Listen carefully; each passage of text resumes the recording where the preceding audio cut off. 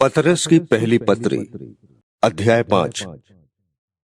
तुम में जो प्राचीन है, मैं उनकी नाई प्राचीन और मसीह के दुखों का गवाह और प्रकट होने वाली महिमा में सहभागी होकर उन्हें ये समझाता हूं कि परमेश्वर के उस झुंड की जो तुम्हारे बीच में है रखवाली करो, और ये दबाव से नहीं परंतु परमेश्वर की इच्छा के अनुसार आनंद से, और नीच कमाई के लिए नहीं पर मन लगाकर। और जो लोग तुम्हें सौंपे गए हैं उन पर अधिकार न जताओ, वरन झुंड के लिए आदर्श बनो। और जब प्रधान रखवाला प्रकट होगा तो तुम्हें महिमा का मुकुट दिया जाएगा जो मुरझाने का नहीं।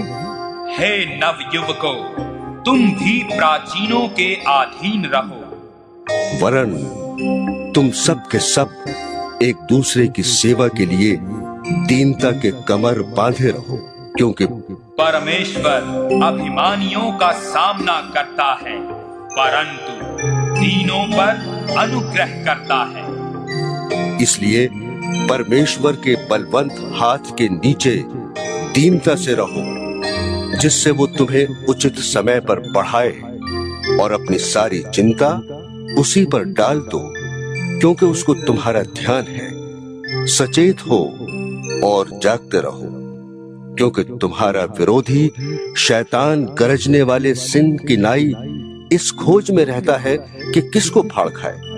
विश्वास में दृढ़ होकर और ये जानकर उसका सामना करो कि तुम्हारे भाई जो संसार में हैं ऐसे ही दुख भुगत रहे हैं। अब परमेश्वर जो सारे अनुग्रह का दाता है, जिसने तुम्हें मसीह में अपनी अनंत महिमा के लिए बुलाया, तुम्हारे थोड़ी देर तक दुख उठाने के बाद आप ही तुम्हें सिद्ध और स्थिर और बलवंत करेगा। उसी का साम्राज्य युगानुयुग रहे।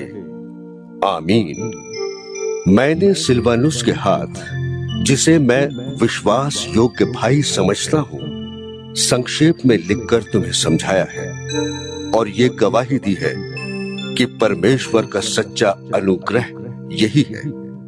इसी में स्थिर रहो। जो तुम्हारी नाई परमेश्वर की चुनी हुई है और बाबुल में निवास करती है, वो और मेरा पुत्र मरकुस तुम्हें नमस्कार कहते हैं। प्रेम से चुंबन ले लेकर एक दूसरे को नमस्कार करो। तुम सबको जो मसीह में हो शांति मिलती रहे।